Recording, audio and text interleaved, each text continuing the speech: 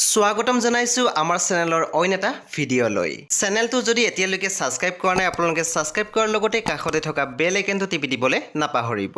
কণ্ঠশিল্পী ভৃগু কাশ্যপ, অভিনেত্ৰী প্ৰিয়ম পল্লৱী আৰু তেওঁলোকৰ পৰিয়াল গৈছিল ছিকিমত। কণ্ঠশিল্পী ভৃগু কাশ্যপে শ্বেয়াৰ কৰিছে ছিকিমলৈ যোৱা কিছু দৃশ্য বৰ্তমান স্ক্ৰীনত দেখিবলৈ পাইছে।